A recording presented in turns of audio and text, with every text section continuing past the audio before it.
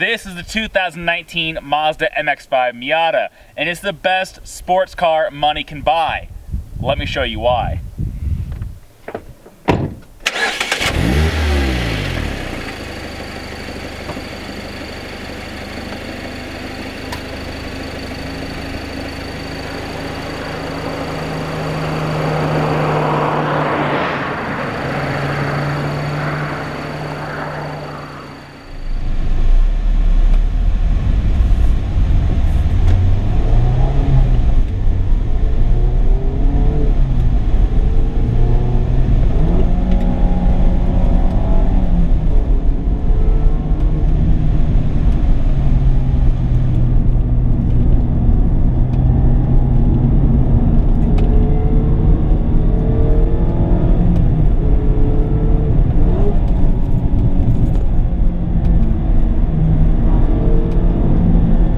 About a Miata is that it produces this level of joy and joyousness that you just do not get in most modern cars nowadays. It's such a pleasure to row it between the gears of the obligatory 6-speed manual transmission. Sure, they make it automatic, but you shouldn't deprive yourself of this level of engagement and fun. The act of driving this car, even at pedestrian speeds, is more fun and more enjoyable than many proper supercars are when driven hard. You just can't help but smile when you're in the Miata. It's just such a fun car. The personality of the car, it just wants to go have fun. It wants you to drive it hard and enjoy it. It also helps that tuned 2-liter engine also sounds pretty sweet. It kind of has almost like a sensation hitting VTEC around 5,000 RPM. Right there.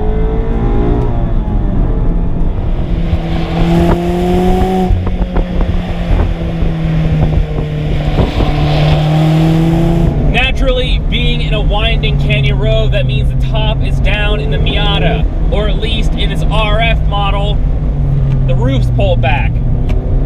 It's certainly a bit strange not having a conventional soft top here to just whip down in like 2 seconds flat, but the RF is pretty cool, I guess. And being that the top is down, I'm going to talk a lot louder because there's a lot of wind noise. That's a good thing, that's why you buy a convertible. As much fun as a Miata is on the day-to-day commute, I famously said a Miata is more fun at 30 miles an hour than most supercars are at 100. That's absolutely true. But as fun as this thing is on the day-to-day commute, kind of just making everyday moments more special, on a winding road, this thing really does come alive.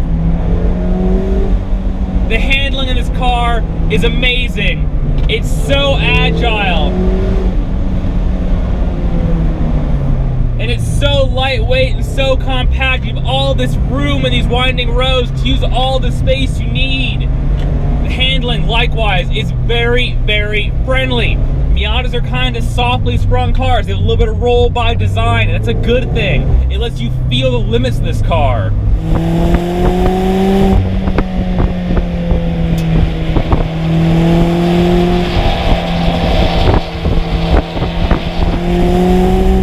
Now, of course, being a Miata, you'd expect it to handle excellently, and it does. But the big news for 2019 is obviously the new engine under the hood. Still 2 liters, naturally aspirated inline 4-cylinder engine, but Mazda's thrown a lot of mechanical tuning at the 2-liter engine versus previous models. The block casting is different, the heads are different, the cams are different, the intake and exhaust manifolds are different. And when you combine that mechanical tuning with a slightly stiffer valvetrain and a higher redline of 7,500 RPM versus 6,800 of the old car, you get 181 horsepower and 151 pound-feet of torque versus 155 and 150 of the old car, respectively. And it just makes the car a lot more fun. It's really punchy and immediate. Interestingly, despite that mechanical tuning, you think the higher redline and the high horsepower figures, you'd be sacrificing down low torque, but it really does not feel that way. This car has pretty immediate power delivery, which is nice, but then again, you're only having to move just under 2,400 pounds with this fully loaded RF model.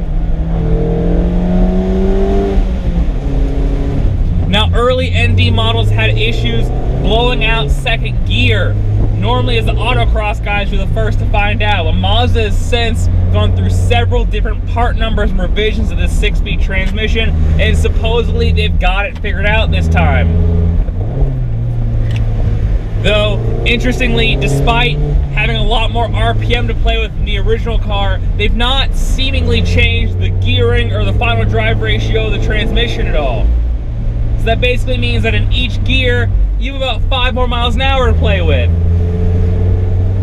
I suspect if you're into tuning these cars at all, a slightly more aggressive final drive in that diff will go a long way in waking this thing up. Though, it's already pretty punchy as it is. It's definitely the fastest production Miata we've ever experienced.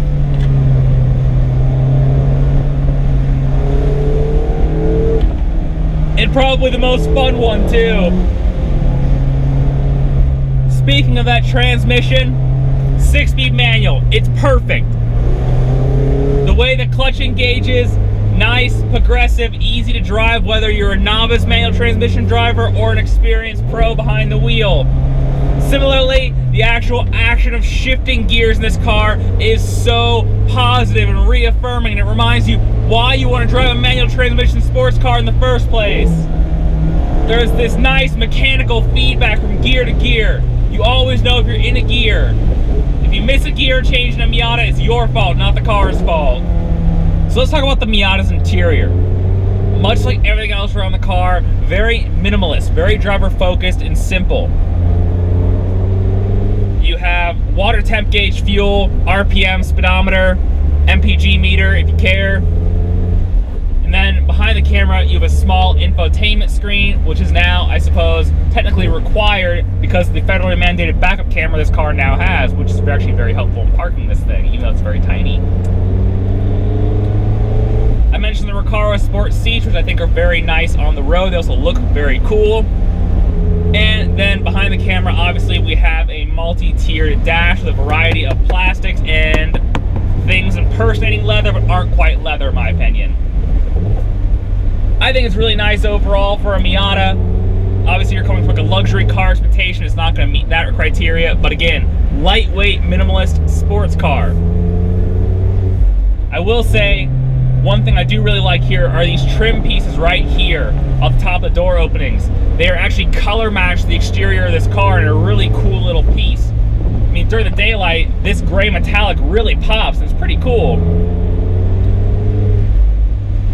From there, the more pragmatic things. I have this Recaro seat in the rearmost position. I am 6'1" on a good day, and I just fit in this car. I actually have pretty good leg room. The steering wheel has adjustability, so my knees are pretty good.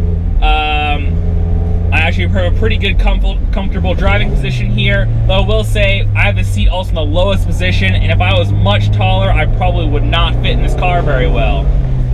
If you are a bigger person, I suspect if you really are keen on having a Miata, you might look into the aftermarket for a lower seat.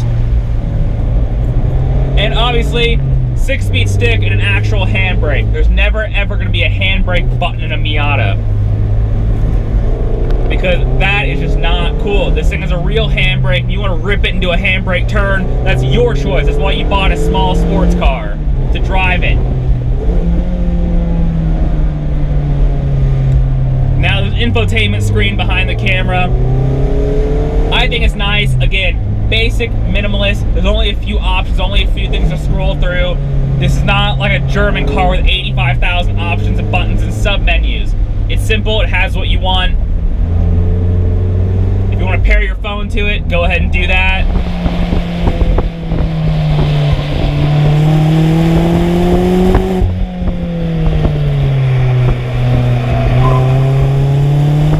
Now let's talk about price.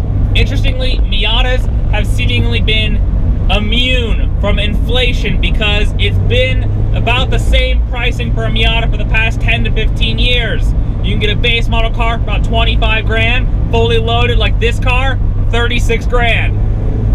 And you obviously can go anywhere in between with that. The high dollar options here are obviously the retractable fastback roof versus a soft top. This car also is a top of the line Grand Touring model, so it has the uprated suspension and the limited slip diff that you get in the club, plus some nicer interior bits, more tech behind the screen. And then the standalone options on this car are obviously the Brembo brake option and the forged BBS wheels, as well as these Recaro bucket seats. That's where the majority of your options money are coming in there. Now, how I would do it personally, I think I will go for the soft top. That's personal preference. I find the soft top to be more enjoyable for me than this retractable fastback. Then from there, you absolutely have to get at least the club trim because that gives you the Bilstein shocks, the limited slip diff, and the 17-inch wheels. Getting a Miata with an open diff just doesn't really make sense to me. Now, the rest of the options, the upgraded BBS wheels, the Brembo brakes, the Recaro seats, that's up to you to decide if you find personal value in them. Now, for me, I think these Recaro buckets are great on the road. Though, if you're going to be tracking this car, I might honestly say to save your cash and eventually look into a proper bucket seat. Because while they're comfy on the road, I'm a pretty decent guy. They still feel kind of loose to me. So I wish a slightly more bolstered seat would be nice. BBS wheels, that's your call. I think they look nice. I'm not sure they're worth the cash, though. Obviously, you can go aftermarket and do whatever you'd like for a Miata. Now, the big brakes are a big debate for me because I'm a brake killer. Every car I drive, I kill the brakes. But the Miata is so light, I'm not sure if you necessarily need them, especially if you're just driving around town. This car has 4 problems as I see it, from my opinion. The first is an RF-specific problem, and that is the blind spots. Because there's now a pillar here versus when you have a soft top with the top down, this is an enormous blind spot. Now, the car has blind spot monitoring, but frankly, it's a pretty hopeless system. It always beeps even when there's nothing there, and it's pretty much useless. Now, the rest of the problems are more general to the ND Miata. And I think it might set the tone for how I feel about this car. My next gripe is the cup holders. They're right here. I think the packaging is very clever. They tuck them away. This is a really small car. You need to maximize the space you have. So they push them way back here. So they're out of the way, which is nice. And they're lightweight removable pieces, which is very cool. Again, very clever engineering. But because they're lightweight removable pieces, they feel very flimsy. Now, they can obviously accept my big gulp, my preferred water bottle of choice, but I see it flopping around, and actually the water bottle fall out of there while I was going around a corner really fast, which is mildly terrifying. Maybe the aftermarket will fix the cup holder issue. The next one is the exhaust system. I wish the exhaust system on this car was maybe just 4.567 decibels louder. I did some digging online, and apparently Mazda redesigned the exhaust system for this new ND2 refresh, and they actually made the rear muffler about 3 to 4 pounds heavier to get a bit more insulation. Now, I'm sure that was to quell some nasty acoustics, but it does make the experience a little bit more muted. And this is a really sweet sounding little engine. Though, again, I suspect the aftermarket has you covered with a variety of catback exhaust, mufflers, headers, whatever you gotta do there. And the last problem is really a problem of my own. It's my personal problem. It's because I don't own one of these cars yet. I really want one.